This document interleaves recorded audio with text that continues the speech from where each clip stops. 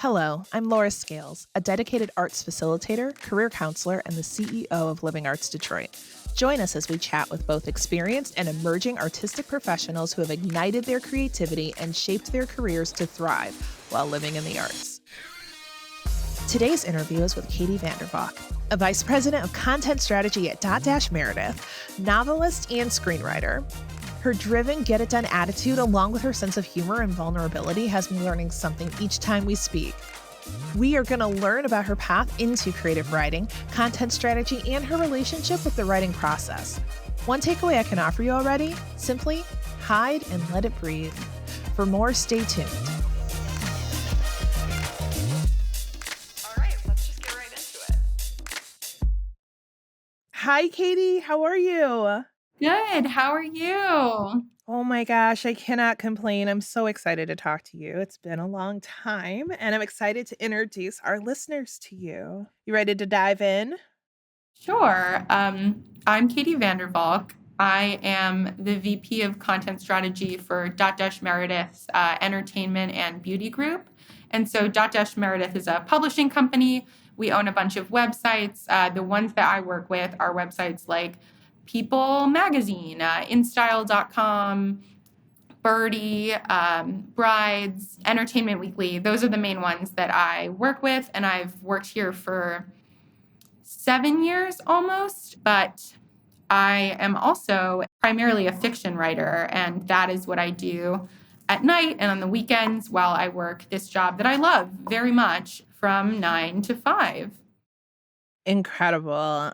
First, I wanted to start off with a good thing, bad thing, and I'll go first. So, my good thing is that I get to talk with y'all on the podcast and that I am in the midst of getting my house cleaned Oh my and God. reorganized, and it's been such a harrowing process, but I feel so much better with a clean house. So that's my good thing. And then my bad thing is that we have to replace our hot water heater. Oh no. It's going to be great once it's done, but for right now, it's like, oh my goodness. That is like very challenging. That would be my worst Yes. nightmare. So my good thing, bad thing.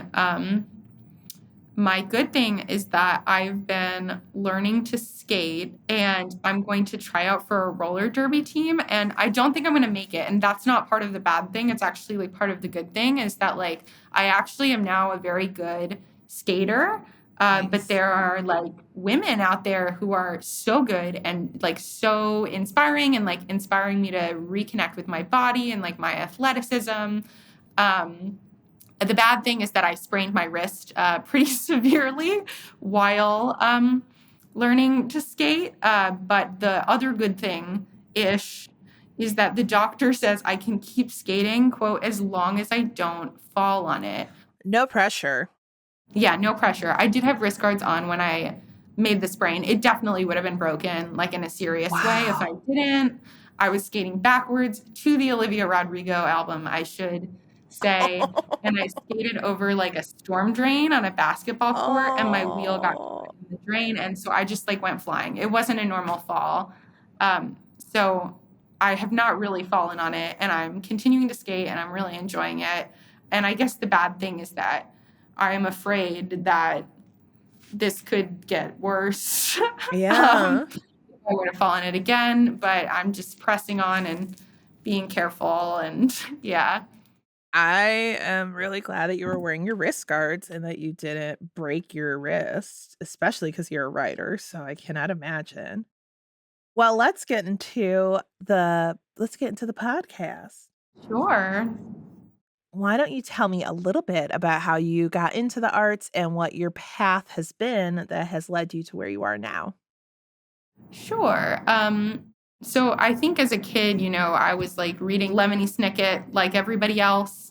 And I thought this would be so fun to like write my own book one day. And as like a kid, I was like pretty good at school and pretty self-confident, you know, until like puberty when everything went wrong. And so I just sort of assumed that I would do it and that like if I had the time and space and like once I was a real adult, like I would write a novel. And it was just this like inevitability that I thought at the time. I've since learned, right, that like writing a novel is never an inevitability. It's like something that everybody, has to work really, really hard at. And I wrote a bunch of like poems in high school and then in college. And I realized I was terrible at poetry, and all my poems were like little stories. And a poetry teacher was like, you don't like poetry, you like either writing about yourself or fiction. I don't know if these poems are about you. And because of that, I started writing prose, and it just sort of unlocked things for me, both like in my personal life and in my like understanding of what writing, what it could do and what I wanted to do with the world. Like when I think about that time in my life when I was writing prose in like late college, I started reading like contemporary women writers for the first time, like Joanne Beard, like Mary Gateskill is like a classic one.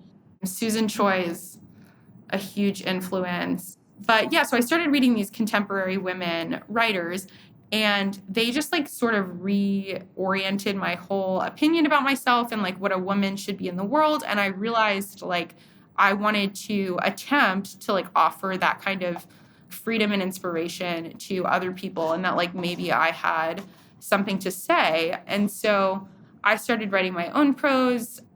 Yeah, and so how I got into the industry, like that's I guess my like emotional life story. Writing I'm sure inspires us all. That's probably why you're listening to this podcast. But I sort of realized that like being an emerging writer, like emerging as a writer, means that you either make what you want and you can't make a living wage for a long time, or like perhaps if ever. Like there are lots of people for various reasons who might not be recognized by mainstream publishing in their lifetime or ever. And that isn't necessarily what it takes to like be a satisfied writer, but at the same time, like you do need to make a living. And so you have to find another way to live.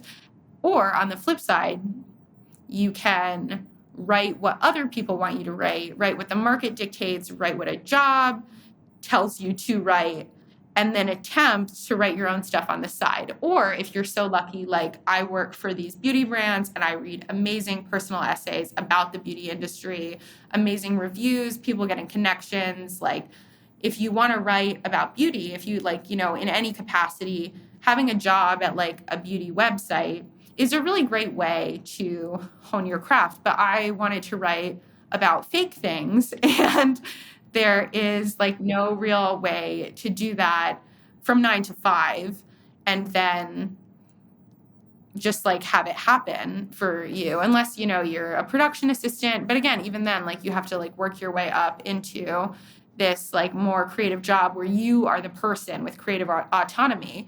And so I first started writing when my first job out of college. I was ghostwriting for tech companies and tech CEOs, and being like, when I coded my API, I didn't know like a single thing about tech in any capacity. And I was like writing these like fake origin stories of like when I started my company in tech for these like mostly men, and working at this marketing agency. But I realized like, even though that wasn't really the kind of writing that I wanted to do, it took a lot out of me, and it was very hard to write at night. And so I kind of used that job as a springboard into a job that was kind of like a big data SEO best practices job at Dotdash Meredith, which has been fantastic. And, I've really grown in that position. But the thing that made me pretty good at it was that I knew editorial skills, and I knew enough to like marry technical specifications and like what an artist or a journalist like would bring to the table and like what they'd want. And so my job sort of became instead to train writers.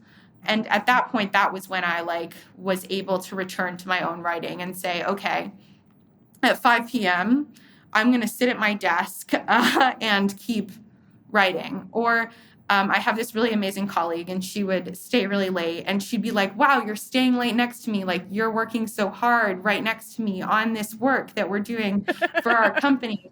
And she knows this, but I had to go hide from her in the breastfeeding room Oh because I no. was like, no, I'm going to go write my fiction. Like, it's 5 p.m., but like I need a desk to sit at. And so that was when I started really seriously working on my novel. Incredible. Yeah, Oh, I hope that answered the question. I know it's no, just circuitous. it absolutely answers the question. I think it's always really wonderful to see where people's creativity leads them. And I love that it was a poetry teacher when you were young who was like, this is great, but these are not poems. Yeah, she was like, yeah, no, this is like probably not for you. But she said it in a way that was like, I didn't even realize she was insulting me until like many years later when it was Yeah. already, I had made the switch. So that was like very deft work on her part. Always exciting to see how like it starts, right? That first seed. So, how did you know that you were in this industry for the long haul? So I think there was like both the like emotional and the logistical component of that. I think emotionally, writing was very healing for me during like a period of turbulence in my life. And when I was in high school, I experienced some sexual trauma, and like a lot of these things, it existed in a very gray area. And I always assumed like for the next couple of years that this was my fault. And I was so unhappy, and I was so frustrated, and I was so angry. And I directed a lot of that anger like at myself. And I think it's Melissa Phoebos, who I was reading recently, and she talks about writing things that scare you. And she talks a lot about personal narrative and nonfiction, but she speaks a lot about how when you write things that scare you, you like learn about them and they don't scare you so much anymore. So writing about the things that like I assumed were my fault, or that I told myself that all of the feelings that I was feeling, all of the bad things that happened to me, all of the fallout from those bad things were like all my fault. But actually, when I put them down on paper, I found that I had like a lot of empathy for myself and the way that I behaved, and like an understanding of like why a human person, and in this case the human person was me, but like in writing it doesn't always, it always doesn't have to be me. You have to write about other characters too, even if they're characters in a story about you, even if you're writing nonfiction. But I learned about like why I would behave this way, why I was feeling the way that I was feeling, and it was very very freeing. Like I to know that maybe the things that I assumed were my fault weren't. And the mistakes that I made were very human. And like writing into those things that like scare you, I find it can be really terrifying. Like there are topics where I'm like, oh no, I can't write about that. Or like this makes me feel ill inside. And when I'm writing it, I feel ill. And when I'm done writing it, I feel so much freer, that I have like an understanding. I think it's a Linda Berry quote where she says that like therapy is an imitation of writing. Like we're making narrative of our lives. So I think that was like, junior or senior year of college solidified me as a writer, as a practice, and like the importance of this practice to who I am, and like what I want to put out in the world, and how I want to shape the person that I want to be, and how I want to try and touch other people from the things that I've learned, like through my own lens. Um, Logistically, I thought I would go to grad school as like a way of, as a woman with ADHD, like adding structure to my life. And I was like, okay, in grad school, I have to write a thesis. That thesis will be a novel. I will leave grad school with a novel. Spoiler, that's not what happened. I did struggle in grad school. But, grad school is a place for exploration. I think it would have been very silly to just write straight through a draft of that novel in grad school. Instead, I was like, what if I wrote a short story in second person or in future tense, or like weird things like that, like a lot of play. And so I left grad school with half a novel and like the humbled understanding that it is really hard to write a novel. And I'm drawn to really hard things. Like I think at that point, both I felt like I had a story worth telling that I wanted to get out in the world. And I felt really connected to this project. And at the same time, I felt like I, invested the money in grad school, which is like, I'm sure a topic we'll cover on this podcast. And at the same time, I'm drawn to hard things. I was like, I'm going to finish this. Like, there's no reason why I can't finish this. It's actually, it would be distressing if I was like a person that just like wrote half this novel after grad school. And so I think there was also like my pride in that too. And so I completed the manuscript. And then I think at that point, when I felt good about the manuscript, and I'm somebody who like never feels good about anything I've written ever. I did not feel good about any discrete piece of writing that I'd ever completed, probably until I was 23. And even then it was like one essay. Like I would say anybody who's like in high school or college, if you like look at your work and you say, wow, like I am not sure about this, like 6 months later or a year later, or wow, I'm not sure if I want to put this out into the world. Don't, because like, one day your ability will catch up to your taste and it like will happen. And I feel like for me that eventually did happen, where I felt like, oh, I wrote something that was pretty good. Like maybe I need an agent or an editor to take it the final oomph of the way, but like this is pretty good. This is like this is a real book. It's like worth existing in the world. It can sit on a shelf with other books. And so I don't know what my future will bring as an artist, what projects I will and will not finish. I've done other projects since then, and I'm in the process of trying to sell that novel, which is like a long, arduous, and painful process. Not for everyone, but for me. Um, and yeah, but I can say that I feel like I wrote the book. I stand behind the book.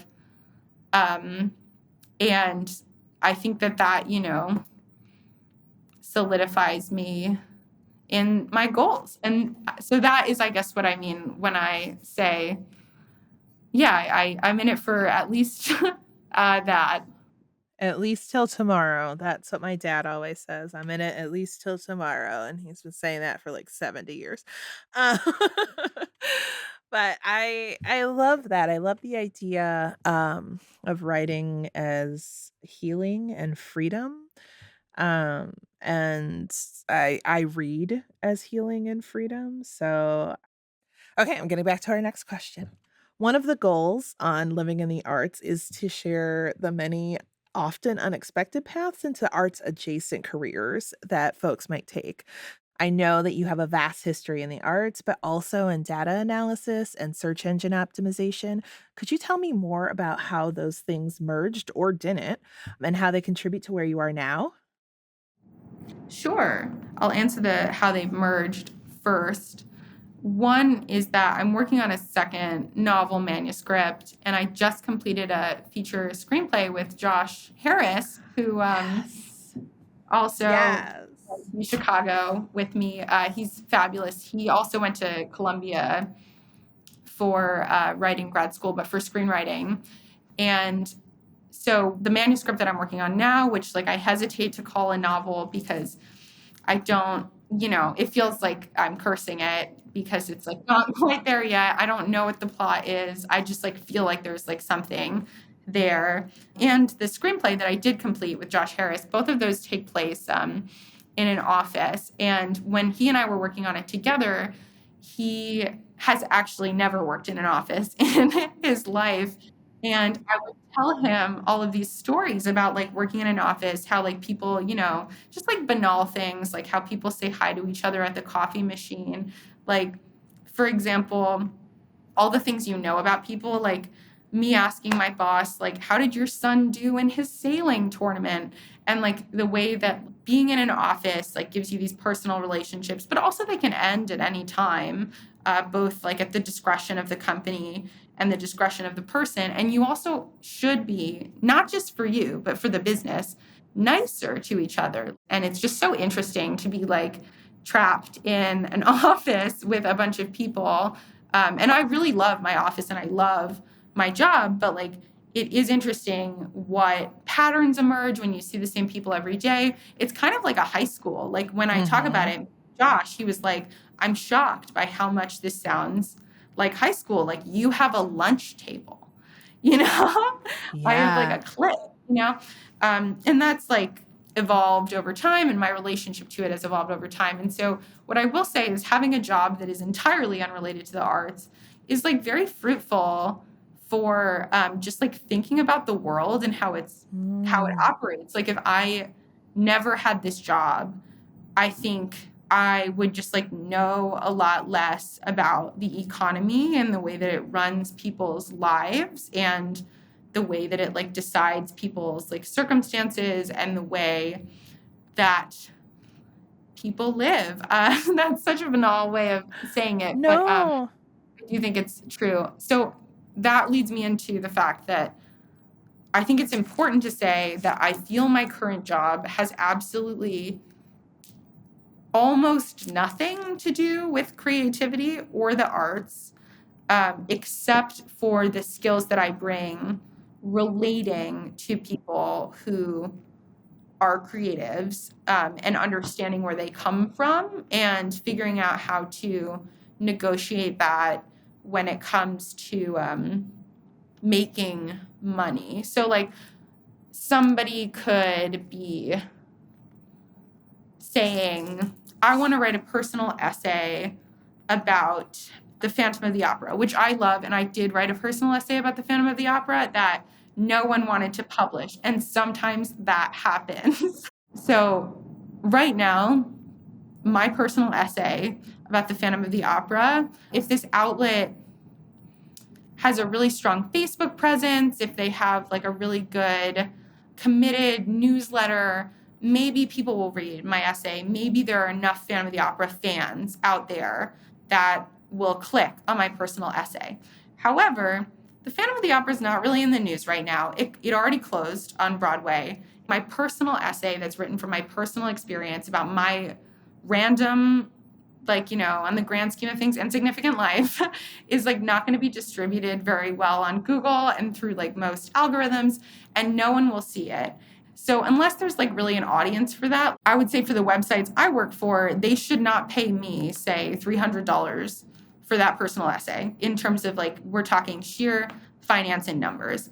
That's like not the time. However, if somebody has that personal essay and they're like, oh, I wrote about the Phantom of the Opera and we know it's closing in a couple of months and we know it's going to be in the news and Google will be looking at this as a trending topic, the Phantom fans will be clicking on, like sending signals to the algorithm to show that they want more content about the Phantom of the Opera.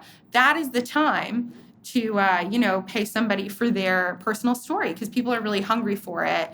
And the robots that like govern our media understand that. And so that's like kind of a silly, like circuitous example. But I think what I'm trying to say is that on a great day, I feel like I can help distribute people's passions and people's art.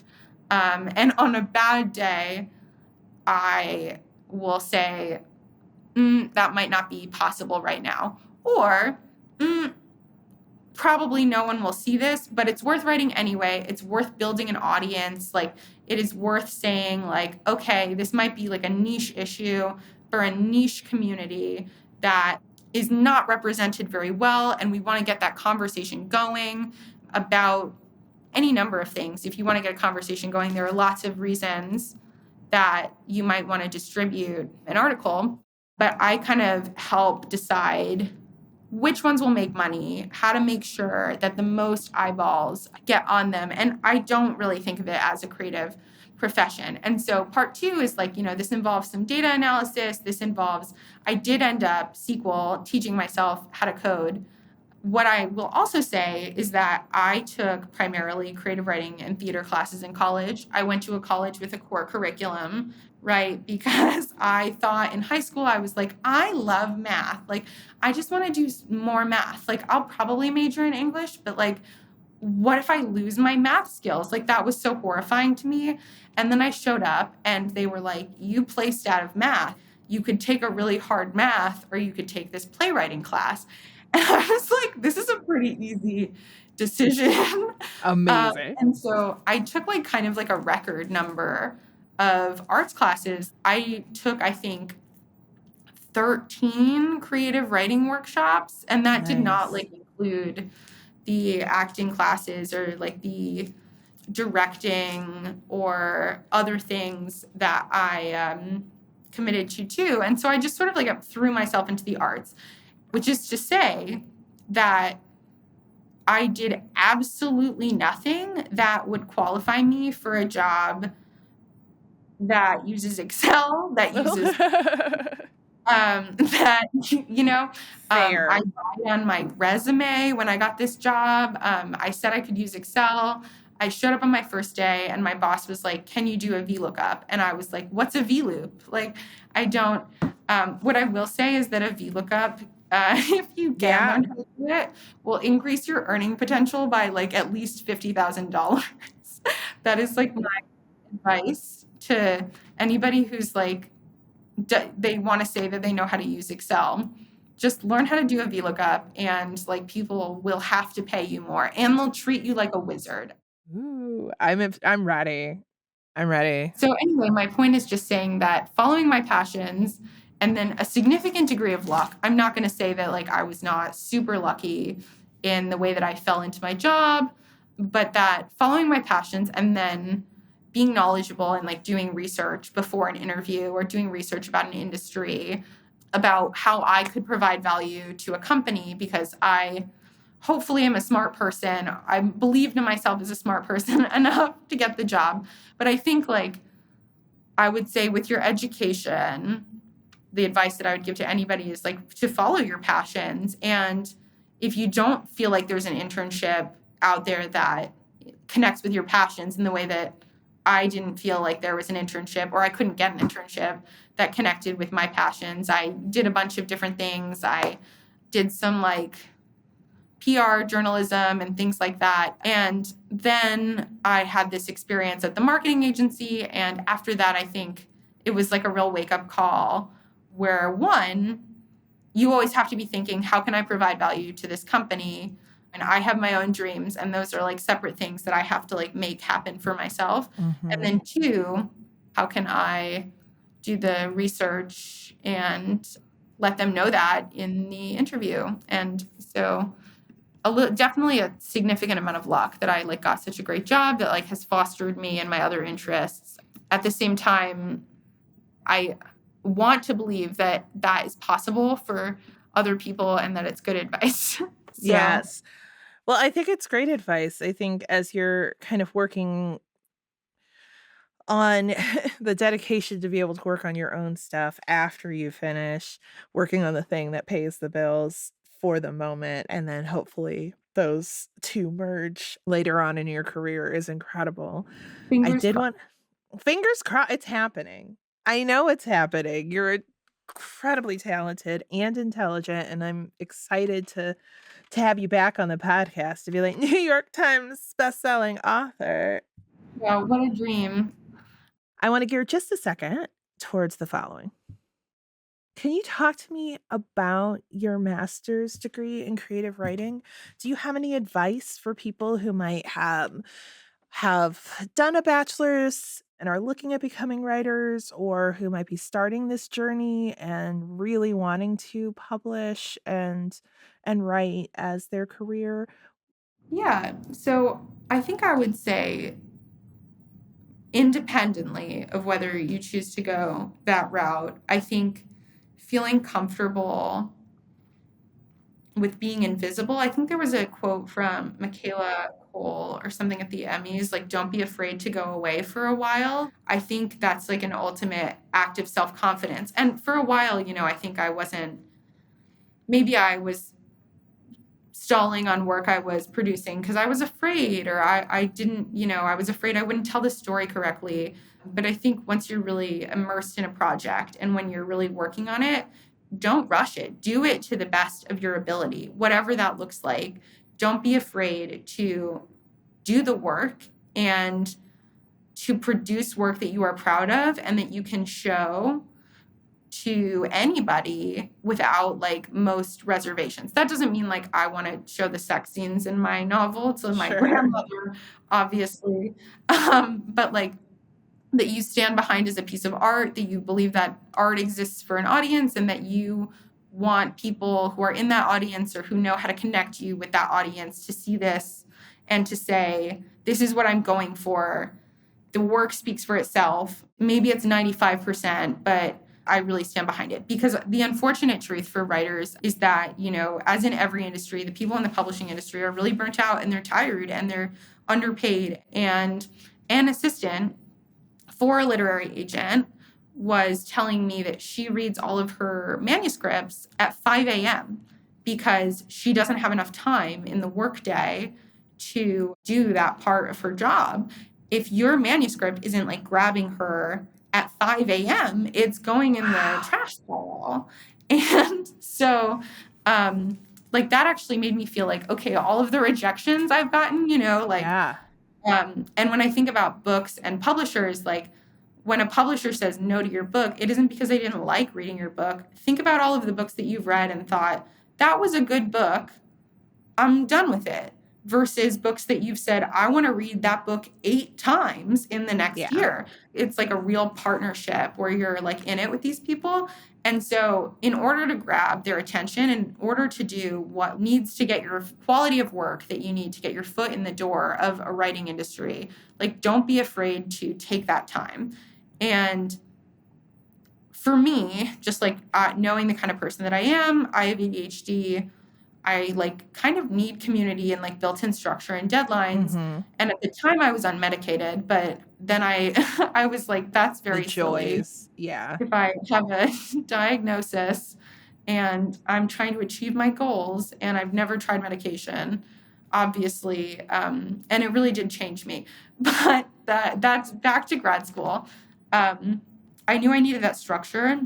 I also knew. So I finished undergrad at the University of Chicago early. And for my senior year, I did their MAF program, the Masters of Arts in the Humanities, where my undergrad scholarship carried over. I didn't want to like enter the workforce as a 20-year-old. And it's a master's program that most people come from, around the country and they pay for. And I saw a lot of people like have this master's program in the humanities. A master's program in the humanities or in the arts will rarely lead directly to a job ever. And that is what I will say, like to anybody. It is not ever a path to getting like more gainful employment unless the employment that you want is like academia, in which case that's like a very, very hard road. It's not like an MBA where you go, you get an MBA, you network, and then somebody wants to pay you more money than they wanted to pay you before to like have you around. Yeah. Next, maybe they want to pay you even less money. Oh, no. Not a good joke. But it doesn't lead to like gainful employment. And I think I saw people like go on that journey being like, I expected, I'm 23. I'm not 23, but these people were 23 at the time and they came out of college and they expected to feel like real adults and they expected to feel like somebody was ready to give them a job now that they had a master's degree. And that's like just not how it works. There were other people that felt like they studied something really intensely for a year and that the experience was rewarding and that it was like worth it. And so seeing a lot of people like go through that, I knew that if I got that master's degree, I had to go for what I would give me through the program rather than like what the program would hand to me. And so I knew that was structure. I knew that was like connections with professors. When it came time to get a literary agent, which is like one of the big steps that you have to take before going the traditional publishing route with a novel. And it's, I could talk about that. Um, but I did actually have, like, I was able to, out of my top 10 literary agents, I want to say that I had like at least a tenuous personal connection to 5 of them that got me out of the slush pile and into their inboxes. That said, the literary agent that I ultimately signed with is a fantastic literary agent, top tier. She's amazing. And I was just a random email to her. I didn't know anybody that had worked with her at all. Amazing. And so I don't want to be like, oh, that got me my literary agent. But basically for me, it was the structure, the connections, and like the community that was, and you know, the education, but the education through structure, the education through, I need to write, I need to get feedback on my writing, I need to be reading constantly books that are assigned to me so that teachers don't get mad at me, and then I will have read those books and I will have thought thoughtfully about those books. And so I knew that that was like what it would take for me to get my craft to the next level. Yeah. But if you're a person that like is a really self-directed learner, there are lots of ways to learn those things. There are lots of places to find community. There are classes you can take that are not MFA classes. One of my MFA teachers, Lynn Steger-Strong, used to do, I don't know if she still does it anymore, but she's amazing. And her students, one of them sold their novel for like multi-millions of dollars. And it was fantastic. It was like a fantastic book. But she does like a 1-year novel generator with Catapult. Cool. And it's like probably a couple $1,000s, but a couple $1,000s, like there's financial aid, I think. It's like a drop in the bucket compared to like a grad degree at an institution of Sure. higher education. And so there are like these alternative paths. There are alternative ways to educate yourself. I would say that like if you have the structure to educate yourself and you feel committed to that structure, then you don't need a grad degree in the arts. But if you need structure and you need somebody else to define that structure for you, and you trust yourself to get the most and to work the hardest within that structure and get what you're going to get from it and go on your own journey, and for that to be like the thing that shepherds you along your journey, then I really do recommend it. Also, I went to a grad school that you have to pay for. Not all of them you do. So like that's my, if you are ever paying for grad school, that's my advice. If you're applying to grad schools that are fully funded, those are just like giving you the time and space to write. They're extraordinarily hard to get into. And many people have to apply for many years in a row. Like I think Rutgers, Newark is a school I didn't get into. I think they take 6 students every year. The idea that I was not one of the 6 students of the 1,000 that applied, like, you know, a professor has to like fall in love with you. Think about the statistics of like somebody has to be like utterly obsessed with you to allow you into grad school. Like it's not like a reflection of whether you'll succeed as a writer. But if you are lucky enough to get into an institution like that, then you have this wonderful paid, expenses paid time and space to write. And I highly recommend that. And all of the wonderful structure that I just mentioned. I worked full time throughout grad school. This is what I should say is I lied to my employer and my grad school and said that I was part-time at both. I joke about this like a lot, so I'm not revealing anything to the world. They didn't notice. Oh yeah, I'm in night classes. And then I was like, oh, I need to take classes only at night, Columbia, for reasons that I can't really tell you. Explain. Yeah.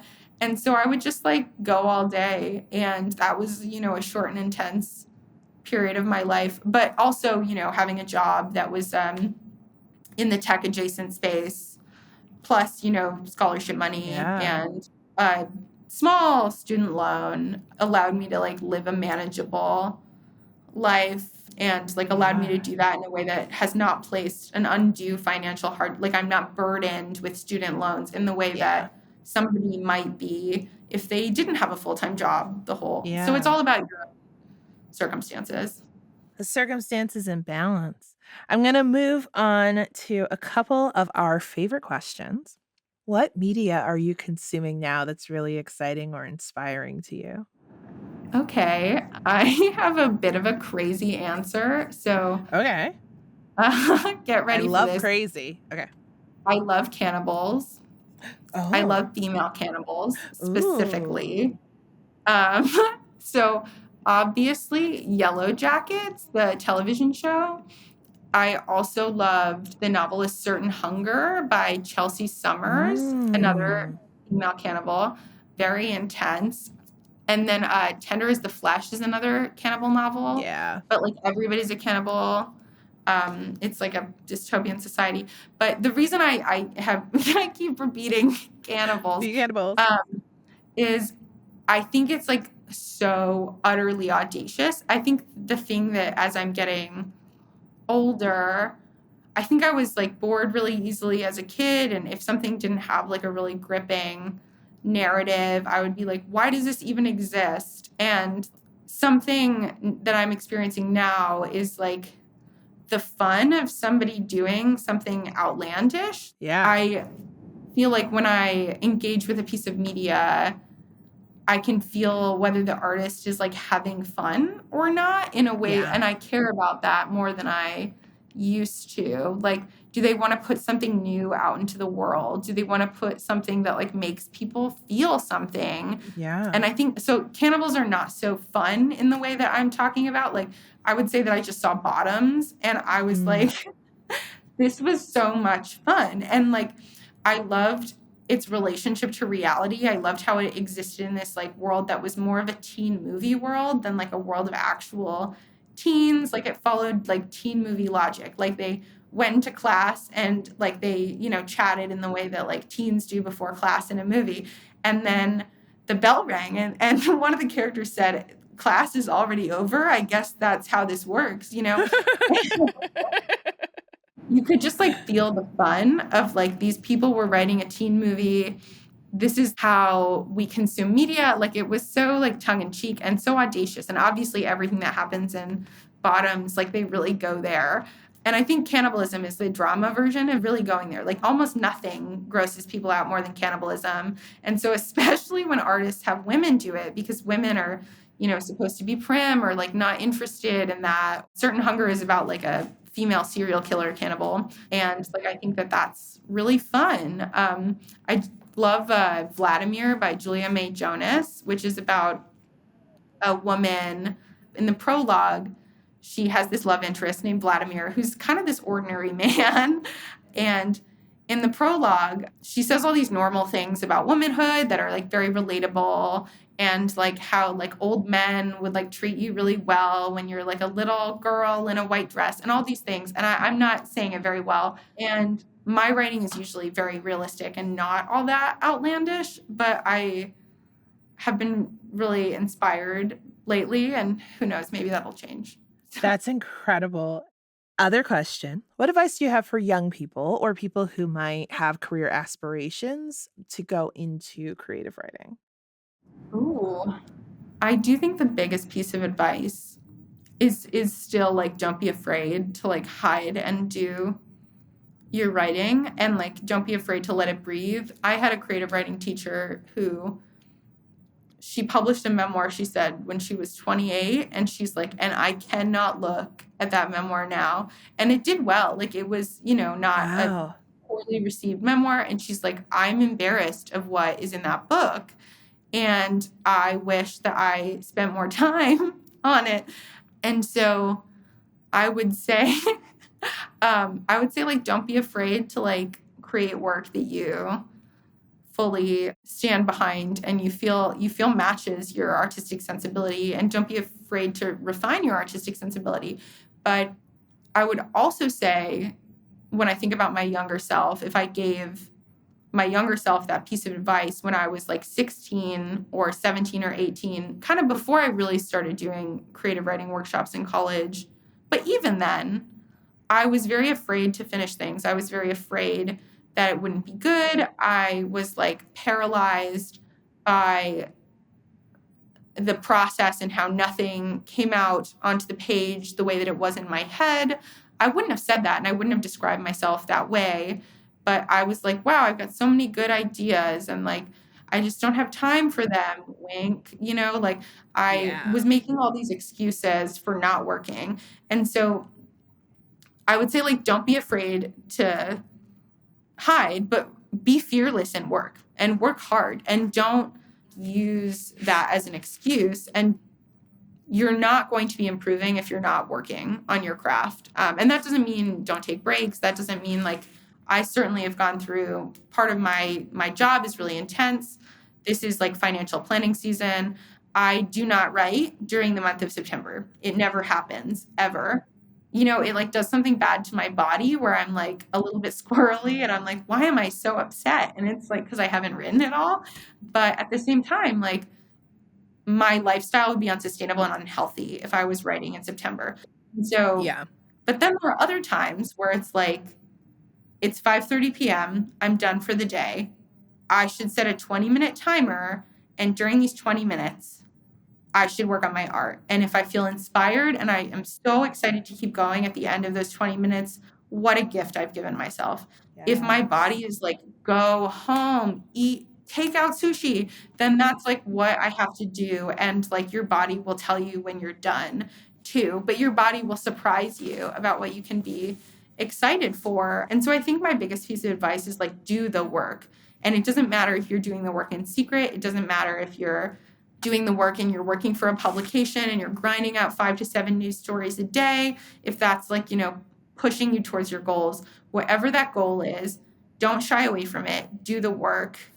You're not going to become the person you want to be who has achieved the things that you want to achieve. Nobody's going to hand that to you because everybody is so tired and they don't have time for like your 50% effort. They're only going to have time for your 100%. And then even then you might have to write another book. Like my novel might not sell, or it might sell if I write a whole other novel and some editor who didn't read the novel this time is like, I want 2 books from you. Do you have anything else? Like there are lots of different ways that this like journey can go. And the only thing that I can control is doing the work. I was like a very externally validated person who was like obsessed with grades and like I was a runner. I was obsessed with my times. I was obsessed with like, measurable outputs.